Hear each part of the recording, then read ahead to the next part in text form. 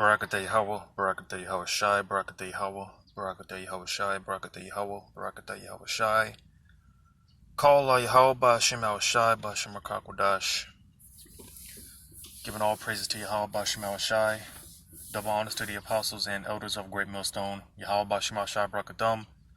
To the house of David, which consists of the hopefully elect, which we're hoping and striving to be a part of that number, man, because, hey, you know, if you're in the right spirit, all right,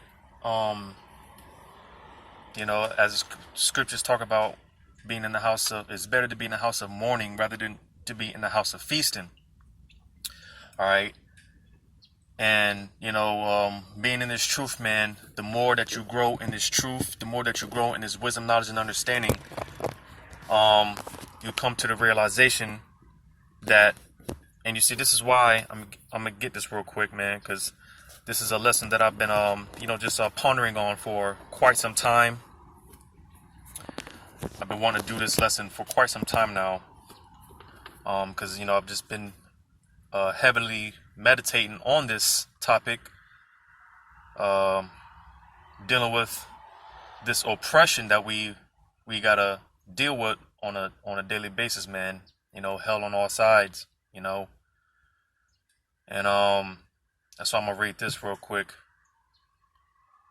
in Ecclesiastes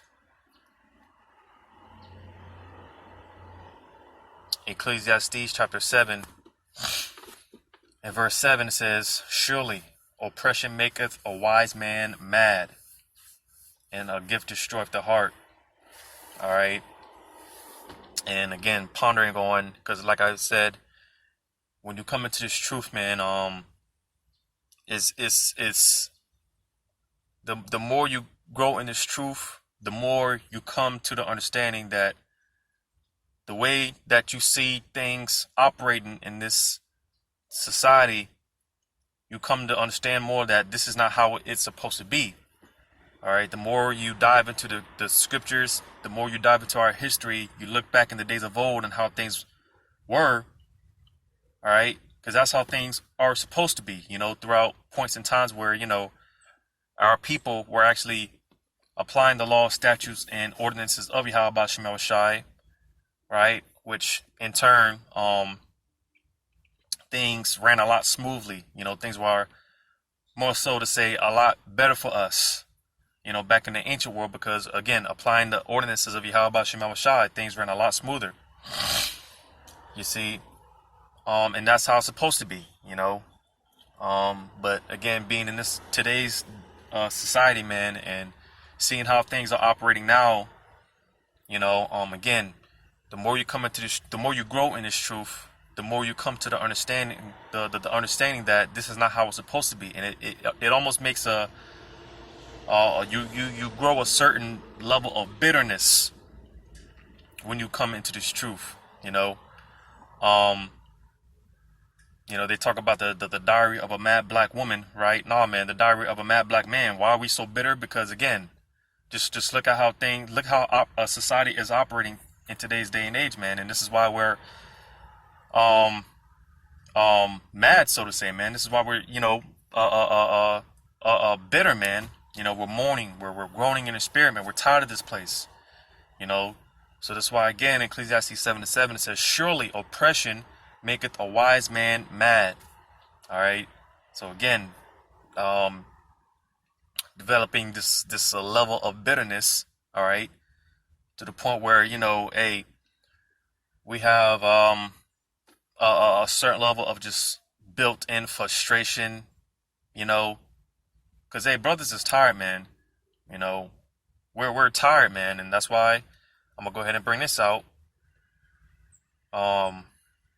In Daniel, the book of Daniel, something that I've often been meditating on as well, man, just pondering on.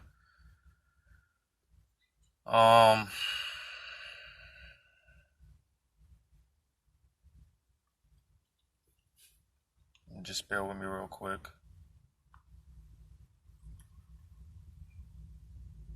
In Daniel chapter 7, chapter 25, Daniel chapter 7, verse 25. And he shall speak great words against the Most High, and shall wear out the saints of the Most High. So you see, man, because like I said, hey, brothers is tired, man. Oppression on all sides. Like I said, it causes us to develop this state of bitterness, man. You know, to the point where even when, I'm going to get this real quick, because, you know, the Lord does deal with balance, you know. So there are, you know, pockets in time where, you know, we may, you know, kick back and, you know, maybe enjoy some time with family, or you know, we you know, the Lord provides us with a little escape from all the oppression and all the hell, like the Sabbath. When the Sabbath comes around, you know, typically, because it is understandable, again, part of the oppression that, you know, brothers have to work on the Sabbath. You know, some cases brothers don't have no choice but to work on the Sabbath, but nevertheless, the point being that that's a part of the oppression, because the Sabbath is set up to be a day of rest, to be a day of basically just collecting our thoughts, man, and being able to refresh, because the scriptures talk about 6 days, you know, you're supposed to take care of your work, your business, do it, everything that you got to do. But on the seventh day, the Sabbath, all right, that's supposed to be the day you're supposed to just, you know, kick back and relax, refresh, regroup, you know, get your thoughts together, so on and so forth, to basically rejuvenate you for the next 6 days, man. You know, but again, being that, you know, in some cases, you know, that's not so. But you know, just, you know, that's just one of a few examples, because like I said, the Lord does, you know, from time to time give us a little escape. But even with that being said, I'm gonna get this real quick, and I'm gonna get this, and if I can find it, because even when we're able to kick back and just, you know, just relax, maybe enjoy time with family, friends, have some drinks, or whatever the case may be, even with that being said, I'm gonna get this in the book of Proverbs, chapter 14 and verse 13. Proverbs 14 and 13. It says, even in laughter, the heart is sorrowful. So, like I said, you know, even if we have, you know, some free time, so to say, to be able to kick back, relax, or whatever the case may be, all right, have drinks, kick it with brothers, whatever the case may be, man. Just the fact that we're still in this hellhole, we're still in this captivity, man. You know, on the back of our minds, man. You know, knowing that, hey, you know, in any event, whatever release that we may get, just having that thought in the back of our mind that, you know, this ain't going, you know, this is going to be very short-lived, man. Because eventually you gotta go back in the world war. You're gonna have to snap out of that matrix, so to say. All right, that little time of pleasure, you're gonna have to snap out of it, and, you know, back to reality, man. You know, so just having that thought, man, even in laughter, your heart still is sorrowful. You know, it says, in the end of that mirth is heaviness. So you see, knowing that short time of relief that your Yahweh Shem Shai gives us is short-lived, man. You know, because like I said, even when you have to, you know, even being able to kick back or whatever the case may be, you still gotta, hey, you know, go back to work, or you know, just deal with the heaviness and the sorrowfulness of being in this world, being in this captivity. You know, so, you know, even with that being said, man, you see, I'm gonna go back to Daniel, man, because, hey, pretty much put it like this, or like the scriptures say, the saints are being worn out, man. You know, and if it wasn't for the spirit of Yahweh Shem Shai, then, hey, we'd be done, because that's literally the only thing that's keeping us going is the spirit of Yahweh Shem Shai. His strength is girding us up. All right, because we damn sure can't do it on our own, man. We'd be done. We'd be finished. We'd be through a long time ago. So going back to Daniel chapter 7 and verse 25, and he shall speak words, and he shall speak great words against the Most High, and shall wear out the saints of the Most High, and think to change times and laws, and they shall be given into his hand until time and times and the dividing of time. So you see, man, all right, again, just sticking to the point that, hey, the saints, the hopefully elect, man, we're tired, you know, and even 2/3, man, they're tired, but, you know, in their spirit, they know that things aren't right in the society. They know something's off, but being that the spirit of Yahweh Shema Shai is not dealing with them, they can't put the pieces together, and they find comfort from the oppressors, man. They're seeking comfort from all the wrong places. They're going to the oppressor, the one that's causing all the tribulation, doing us the most harm, and causing us the most grief, bringing the most sorrow upon us. That's who Jacob's going to. That's who 2/3 is going to. You see, but our complaint is going to Yahweh Shema Shai, because Yahweh Shema Shai ultimately is the one that put us in this situation, and ultimately he's going to be the one to take us out of the situation. And you see, this is why the scriptures talk about waiting patiently for the Lord, man. All right, because it's not going to be too much longer before the Lord, he's already acting on behalf of his elect, because the Lord said if he didn't speed the times up, if he didn't speed the days up, then there will be no flesh to be saved. So the Lord told us that, the Lord, he said he was going to speed time up. He was going to speed these days up. And this is why things are happening at such a rapid rate. All right. Because again, to the saints, to the hopefully elect, the Lord our prayers aren't going unheard. All right. Our supplications, our begging, our constant complaints aren't going unheard. You see. But, just dealing with this daily vexation, man, it's to the point where, brothers sometimes, shed a few tears from time to time, man. They talk about, a man is not supposed to cry. When that's far from the case, man. Yahweh Shai, he cried a few times. There's a few cases where he wept. All right, he shed some tears, man. And when you go into the science of crying, it's when you go into the science of it, I mean, you can look this information up, so in a lot of cases, man, it can be good for you. When you actually shed a few tears, there's nothing wrong with shedding a few tears, man. Men do cry, contrary to what they teach in this world. Men do cry, man. All right. Because, like I said, brothers, sometimes they out of nowhere, brother could be driving on his way to work, and he might just be meditating on, or whatever the case may be, meditating on whatever situation, and he just might bust out in tears, man. Sometimes it's needed. Sometimes it's needed. Because like when you go through, like King David, man, you go through a few precepts, like in here in Psalm chapter 6. I'll start at verse 1. Psalm 6:1. It says, O Yahweh, rebuke me not in thine anger, neither chasten me in thy hot displeasure. Have mercy upon me, O Yahweh, for I am weak. O Yahweh, heal me, for my bones are vexed. Yeah, because when you go into it, when King David, he committed adultery, even with that being said, the Lord showed him mercy. Because King David, he committed a sin that was worthy to be put to death. All right. But nevertheless, the Lord spared his life. But nevertheless, King David, man, when you go through what he went through, he caught pure hell. His own family members were after him, his own sons. King David, he went through pure hell. All right. Verse 3 says, my soul is also sore vexed, but thou, O Yahweh, how long? I'll just read on down. It says, return, O Yahweh, deliver my soul, O save me for thy mercy's sake. For in death there is no remembrance of thee. In the grave, who shall give thee thanks? I am weary with my groaning. All the night make I my bed to swim. I water my couch with tears. So you see, King David, just to picture it, King David tossing and turning throughout the night, just crying, man. Like I said here, it said his bed, he made his bed to swim. All right. Why? Because, he was crying, man. King David was going through pure hell. It says, I water my couch with my tears. So you see, again, just to picture it, just to use this as an example. Let's just say I wasn't recording, man, and I was just sitting here meditating, and I was just, I'm just meditating. I'm just sitting here, just meditating. I just bust out crying, man. Just tears, just out of nowhere, King David, he went to bed. He, like I said, tossing and turning throughout the night, just crying, man, just pouring out his heart to Yahweh Shema Shai.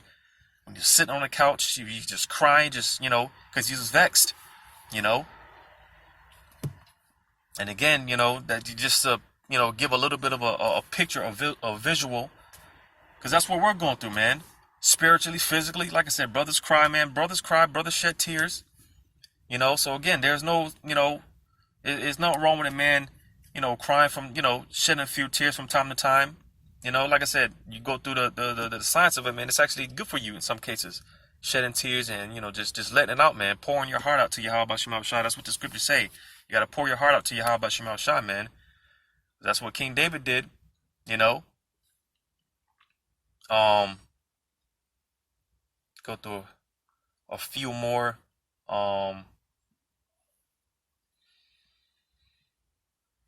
Read this here, and no, that's not a good one. The book of Psalm 142, verse 1, it says, I cried unto Yahweh with my voice unto Yahweh did I make my supplication. And again, that word supplication, it goes into begging, because we're constantly complaining to Yahweh Shema Shai, just like the scriptures say. You got the saints in heaven, they're complaining to the souls of the righteous are in heaven complaining to Yahweh Shema Shai. The saints on earth, man, we're complaining to Yahweh Shema Shai daily, day and night, man. So that's what that supplication goes into. It goes into constant begging. We're begging the Lord, man. It says, I poured out my complaint before him. I showed before him my trouble. So you see, man, because like I said, meanwhile, Jake is out here pouring out their complaint. They're pouring out their heart to the oppressors, the one causing all this suffering, right? Meanwhile, we are pouring out our heart to Yahweh Shema Shai, because who else can help us, man? Who else can, who else can help us, man? Who else can fix us? Because we're broken. Each and every one of us, man, we're broken, man. And like I said, the only spiritual glue, I'll say, the only glue that's keeping us together is the spirit of Yahweh Shema Shai. That's the only thing that's keeping us going. All right. But nevertheless, hey, we're tired, man. The saints were tired. Every day asking the Lord, or we should be asking the Lord, how much longer? Every day we ought to be complaining to Yahweh Shema Shai, man. When is he gonna, do something, man? When is he gonna, when is he gonna act, man? When is he gonna, when is the Lord gonna act on the behalf of the elect? All right, because it's not about just us, when we pray, we should get in the habit of praying on the behalf of the elect as well, man. Because, like I said, we're not the only. It's not about just us. We're not the only ones going through this. We're not the only ones fighting. All right. We're not in this battle alone. You got other sincere brothers and sisters. Going through it, man. So we should get in the habit of speaking to myself first and foremost, man. We should get in the habit of praying on the behalf of the elect, the hopefully elect. Because, hey, when you read in St. John, what is that, 15? I'm not going to get it, but I just want to make sure that's the right chapter. St. John chapter 15, yeah.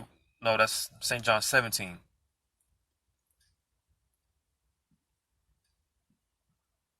Yeah, when you go through St. John the 17th chapter, Yahweh Shai, he's praying on the behalf of the elect. All right. So even Yahweh Shai, I always say Yahweh Shai being the greatest example. All right, he laid his life down for the elect ultimately, right?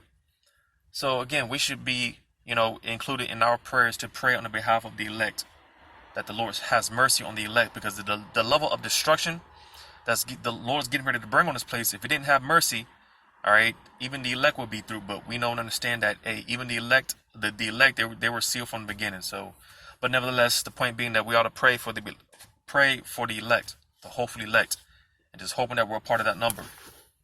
Because, hey, I say this to myself sometimes, and I didn't know if I was actually doing the right thing. I didn't know if I was actually going off. I actually asked a brother on the comment board if I was, all for doing this, because you get, me personally, and I know other brothers may feel the same way.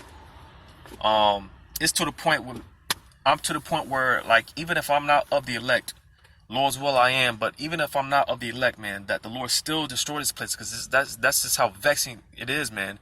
That even if I don't make it, even if I'm not a part of that 1/3, I'm not a part of that elect, that the Lord has to destroy this place one way or the other, you know. And the brother reassured me that, no, man, that's not an off spirit to be in, because hey, at the end of the day, this place has to be destroyed, whether I make it or not. This place has to be destroyed, So it's to that point, man, that even if I don't make it, then hey, even if I'm not of that number, that I still want to see this place be destroyed, man.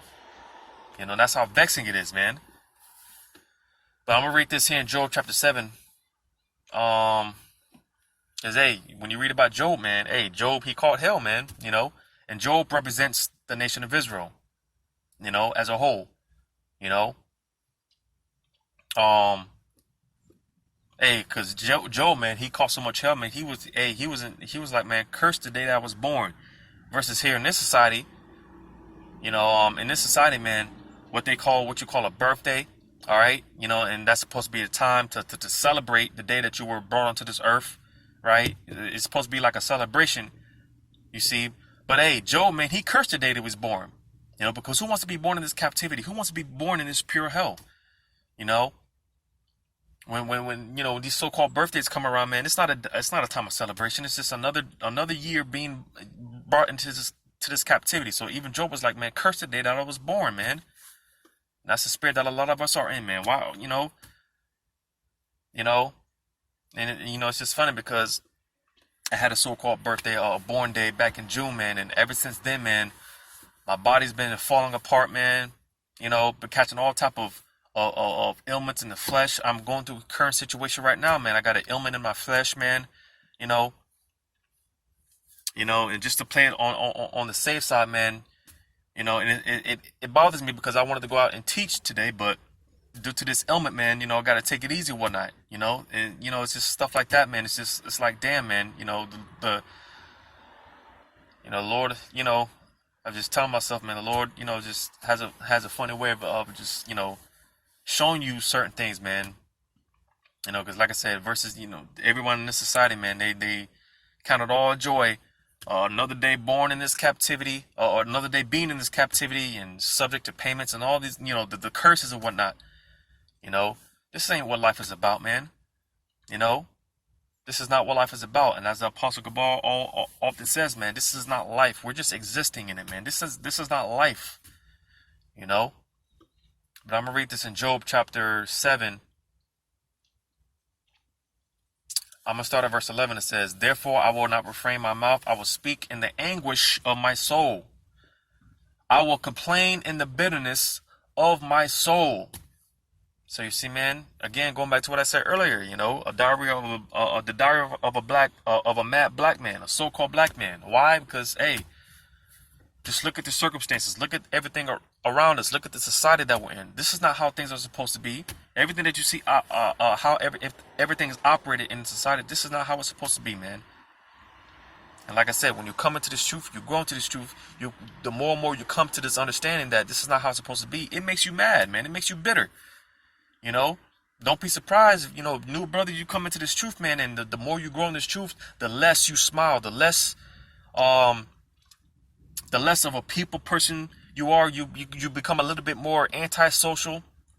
Don't be surprised, people, you don't smile that much. You don't do this that much. Why you don't smile? You got your woman, your wife with you. You don't smile. You don't smile like you used to. You need to smile. What's there to smile about? What's there to be happy about? Because, hey, man, we're tired, man. We're tired of this place. We're bitter. But it says, I am a sea or a whale that thou settest a watch over me. When I say my bed shall comfort me, my couch shall ease my complaint. So, yeah, the point was in verse 11. I'm going to read it again. Therefore, I will not refrain my mouth. And you see? Because, hey, we're supposed to nag the Lord day and night, man. Just like a child that nags the father, man. When that child wants something, wants that piece of candy from the store, what does the child do, man? He keeps nagging the father. He keeps bugging the hell out of the pops, man. And the pops is eventually, man, just take it, man. Just take it. Go ahead, take it. You know, that's how we're supposed to be with the Lord, man. We're supposed to nag him constantly, you know, nag him, bug him, non-stop, man. So that's why, again, it says, therefore I will not refrain my mouth. So we're not supposed to shut up, man. Keep bugging the Lord, man. And this is why, again, you see things happening and things are going to continue to ramp up, you know, because the Lord, he's acting on our behalf, the hopefully elect. He's acting on our behalf. He hears our supplications, man. He hears us, you know. It says, I will speak in the anguish of my spirit. So you see, man, pour out your heart to Yahweh Shema Shai, man. You know, they don't have to be long-winded prayers or whatever the case may be. Just, you know, talk to the Lord, man. Communicate. Communication. You know, let the Lord know what's on your mind, because each and every brother has a different situation. But ultimately, man, we ought to be praying for the kingdom and to see this place be destroyed, to see this Esau be taken out of power. You know, it says, I will complain in the bitterness of my soul. So we're complaining with the bitterness, the anguish of our spirit, because we're tired. We're worn out. We're fed up. We're vexed daily on every side. And you see, man, this oppression, man, hey, you know, it's taking a number on our people. You know, it is taking a number on our people, man. Esau has you see what the Lord created Esau? The Lord set Esau up to be exactly who he is, man. And he's done his job perfectly. Because look at the state of our people. Jake is all bent out of shape, man. Jake is all jacked up. And it's through the grace and mercy of Yahweh Shema Shai. You know, we've been brought into this truth. We've been called. Because if you're in this truth, you've been called. All right. But few are chosen. And we're hoping and striving to be a part of that number of the chosen. But nevertheless, we've been called into this truth, this glorious truth, man. And, you know, you can't do nothing but, you know, thank Yahweh Shema Shai, because we would have been in the state, even worse state than we are now, man. Just look at these 2/3, man. Just look at these. Jacob's bugged out. You know, and this is why we got to get the hell up out of here, man. You know, but hey, this is just a few thoughts, man. You know, like I said, it's just been this lesson has been on my spirit for a while, and you know, the spirit set it up to me to be able to bring it out now. So hopefully, man, this has been edifying. You know, we ain't got much longer in this bitch, man. We almost out of here, man. We just gotta hold on, wait patiently. You know, let the Lord do what he do. You know, because again, it's not too much longer, man. You know, before we get the kingdom. So with that, giving all praises to Yahweh Shema Shai, double honors to the apostles and elders of Great Millstone. Yahweh Shema Shai, Brakatham, to the hopefully elect. Lord's will, until next time, Shalom.